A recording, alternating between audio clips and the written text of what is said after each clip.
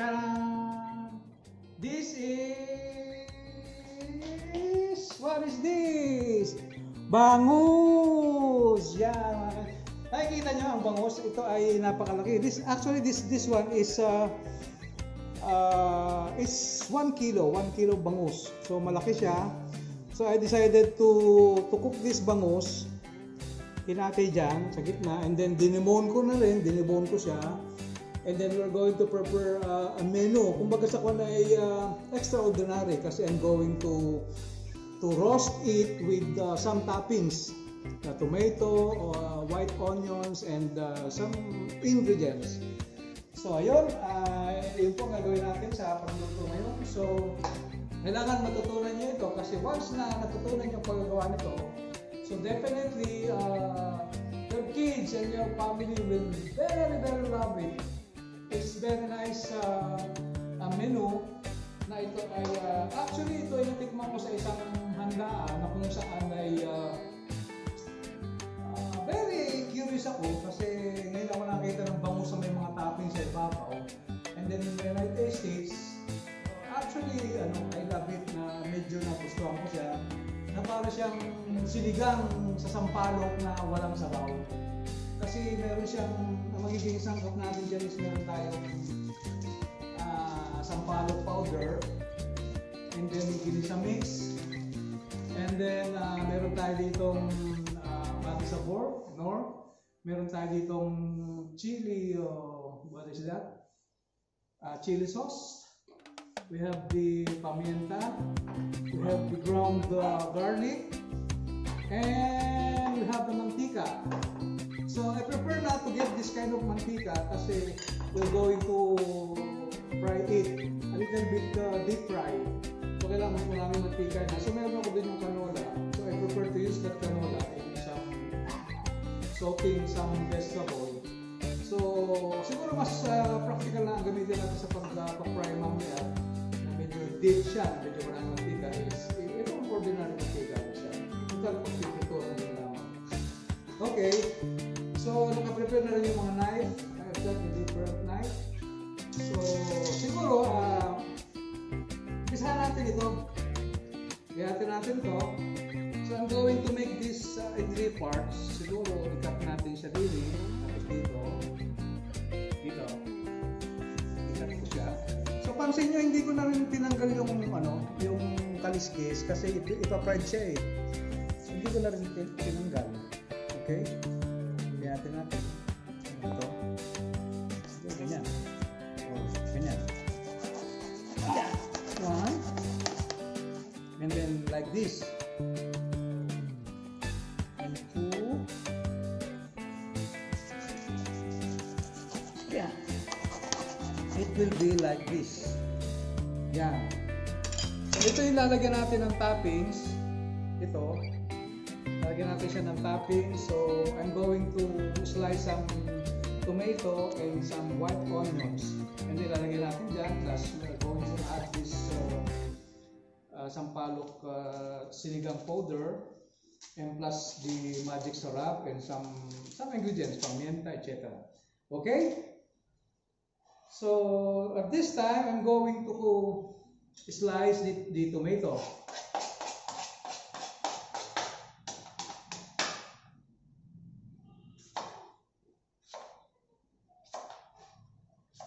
Kailangan tayo mag-slice ng tomato. So, ang gagawin natin sa slice tomato is a little bit chop. So, grounded siya. Chop natin siya.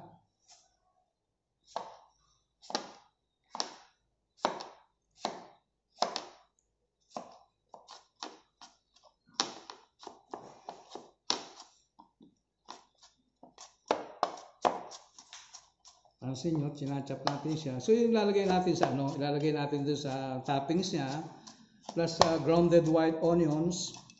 So presto. So pag naluto natin siya, so super sarap. Kasi magbibigay sa kanya ng pinakanlasa is yung sampaloks mix, the powder sampalok mix. That wherein ang tikim niyo doon ay para siyang maasim na kakaiba ang lasa. So parang siyang dried sinigang na masarap siyang pangulam, masarap siyang pulutan. So natikman ko siya, and then I talked to the one who cooked that, and sabi niya, nagustuhan din daw niya, yun daw na natikman niya sa ano rin, sa isang handaan din na nag-inuman daw sila, yun daw ang pulutan. Kaya tinanong daw niya kung how to do that, to prepare that. So ginawa din niya, and then hanggang sa one time, nagustuhan din ng mga tropa niya, ng pamilya niya. So ginawa na rin niyang special ano yun.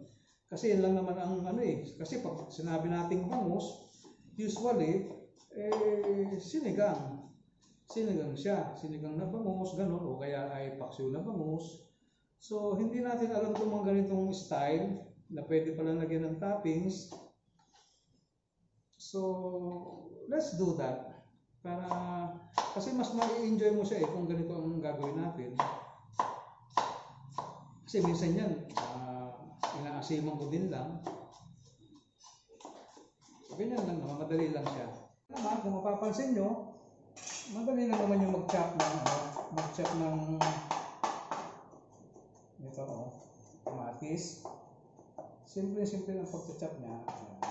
Parang mahirap lang, pero actually madali lang naman. Exercise pa yan. Sana yan lang. Yan. Okay. Pinakita ko na sa inyo itong ganito para at least masundan nyo. Madali lang naman.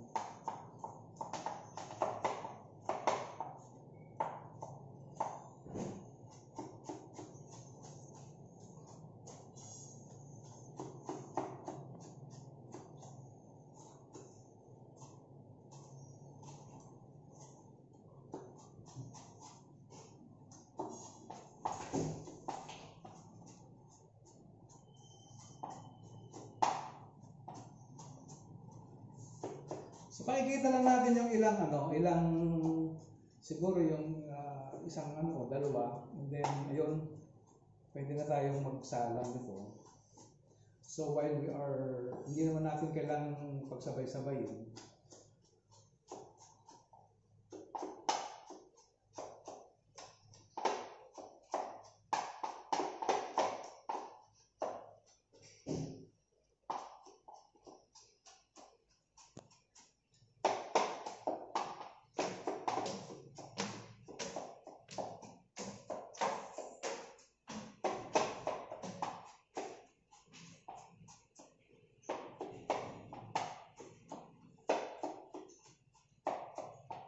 Buksan mo na yun.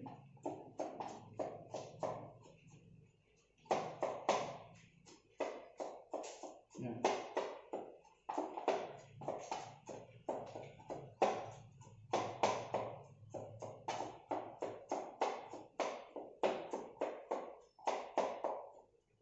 Okay. Ganun sa kabilis Kailangan kasi hindi naman yung verify. Medyo parang ganyan pa rin. Kasi pag grind natin yan, so durog siya. So hindi dapat meron din parang lang siya, chop. Okay, siguro okay na yan. Dahil natin itong sibuyas, white onions. So I prefer na this white onions kasi ang white onions is less yung anghang niya, and then combine na lang natin siya ng kulay sibuyas sa kulay pula para hindi siya puro.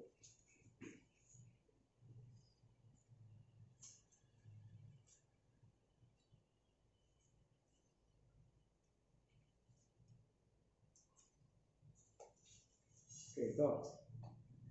So the same thing, we're going to chop this one. Chop din natin siya.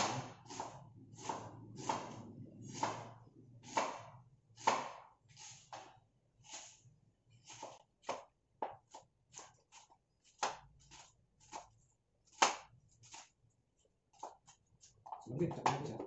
Mabit lang chop.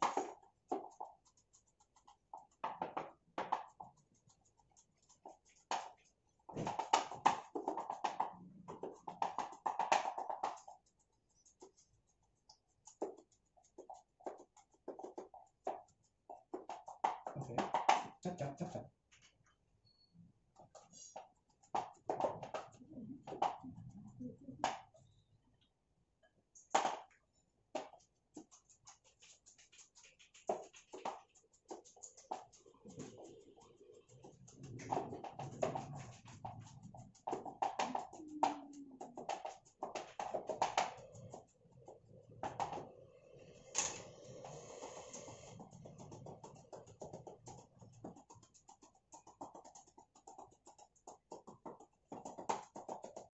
Okay.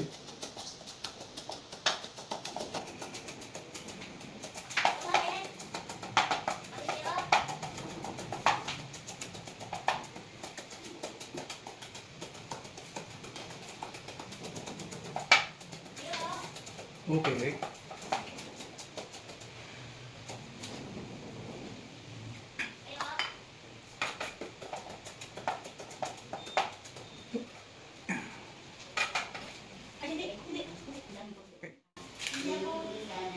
So this is the first thing to do is ayan, gawa na tayo para ito kailangan natin ilagyan ito ng pinakang topping, ano na, pulbos para ma-absorb niya na yung pinakang yan.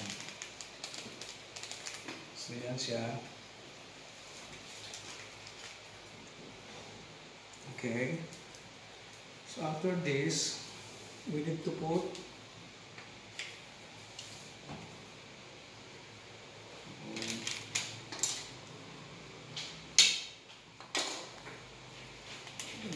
this, kumbaga para may lasa na siya. Yan. A little bit, konti lang. Yan. So para lang magkalasa, pansin nyo, so may lasa siya. And after this, you need to put a little bit pimienta. Okay. A little bit this. A little bit this.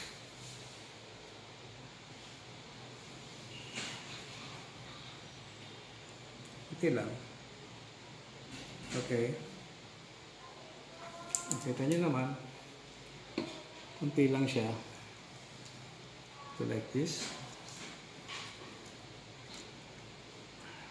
Yan.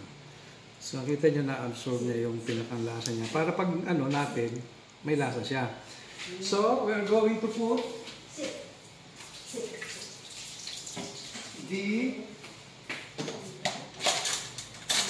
maglalagay na tayo ng topping, naka-topping siya. So, this one. Toppings. Yan. Yung pinakang toppings niya. Yan. Gawa tayo ng mga dalawa.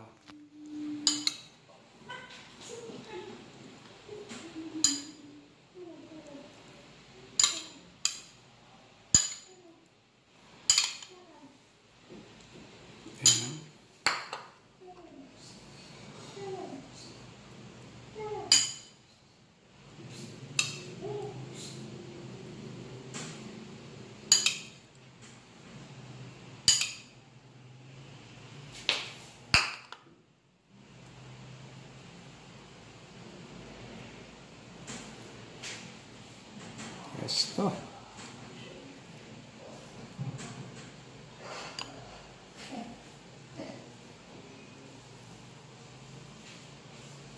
Okay. So, lagyan uli natin siya. A bit. Ito yung magpapasarap sa kanya eh. So, tapos yan. Suwabe-suwabe siya.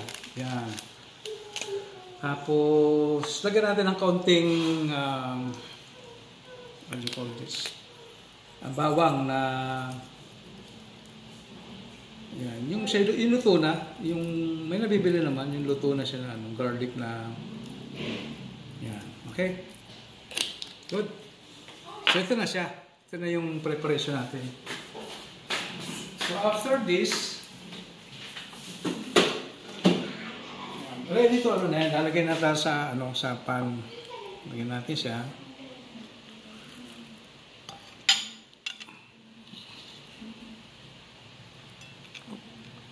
Ito masyadong lang. Oh. Yan. So, itry na natin itong isa. So, okay, let's go sa kusina. So, ayun, nakita nyo na pinipare natin. Ito siya. And after this, we need to put some magic syrup. This one. So, a little bit.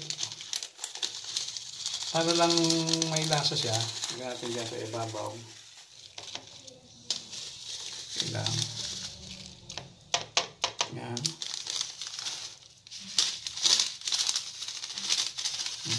Natin lang kay toppings lang. Yan. Kita niyo siya. So, ganyan yung preparation natin. Yan. And then, ito, mainit na yung kawali. Lagyan natin yung mantika. A little bit, ano siya. Yan, siguro. Okay na yan. So, hindi na siya yung canola. Kasi ito pang vegetable lang. So, okay na siya. Painitin lang natin bahagya. Yan. And after na mainit na siya, mamaya ay ating ilalagay. Yan.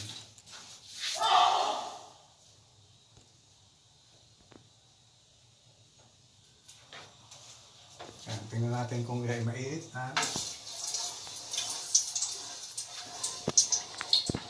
Uminit siya ng mga few minutes. Mararamdaman nyo naman pagka medyo kumulo na yung mantika. Kung ready na siya. Yun, I think it's ready. So ito na yung first ano natin, yung ating unang sasalang. This. Okay.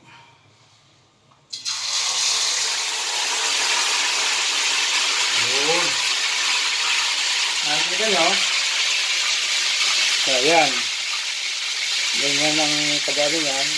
Tapos, hayaan lang. A little bit, medyo gano'n yung mantika. Yan.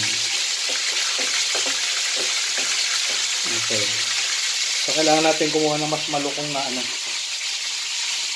Na sando.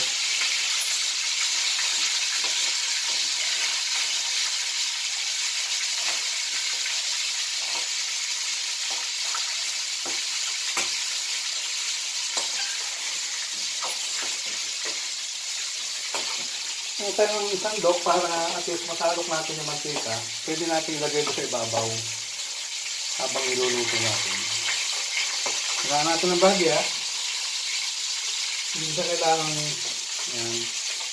So tama lang yung init.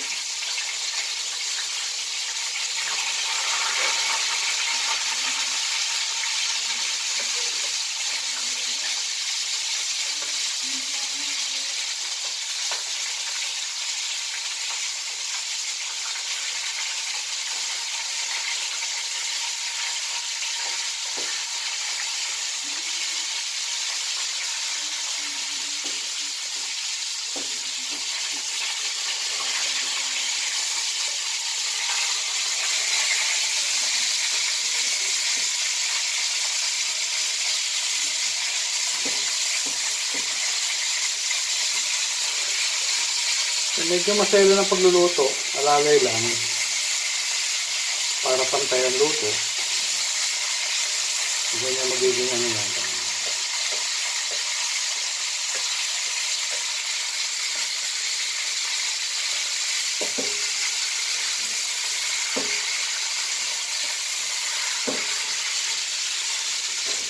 Ganyan, kita nyo, parang ganda ng pagkakaluto.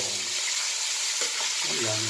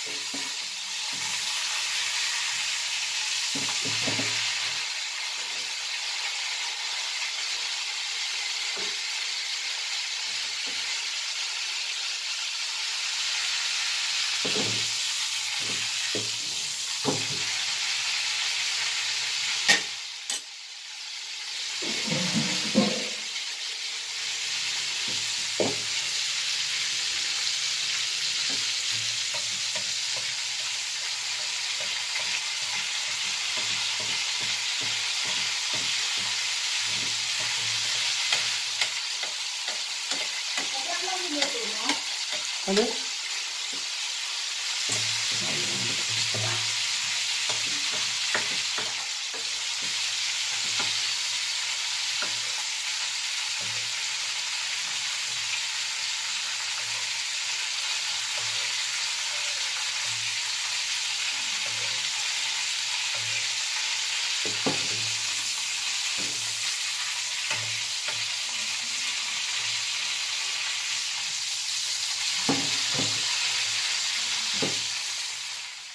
Yan. So, yan ngayon yung ating luto ng ayan. So, makikita nyo. Ayan. Okay. So, napakasarap niya. So, i-try nyo ito sa bahay nyo at sigurado magugustuhan. Pwedeng pulutan, pwedeng ulam. Okay. So, yun. Ready to serve. Okay. This is the yummy roasted bangus. Kita nyo? As you can see, this is very juicy siya. Juicy pati yung loob niya. So, yan. Oh. So, masarap siya. Ayan. Juicy. Yan. Kita nyo. So, yun. Masarap na masarap. Try nyo ito. Yan. Kita nyo? Kakaibang timpla ng bangus. Sinigang dried. Kasi maasim-asim siya, masarap. Okay? Okay, let's eat. Okay.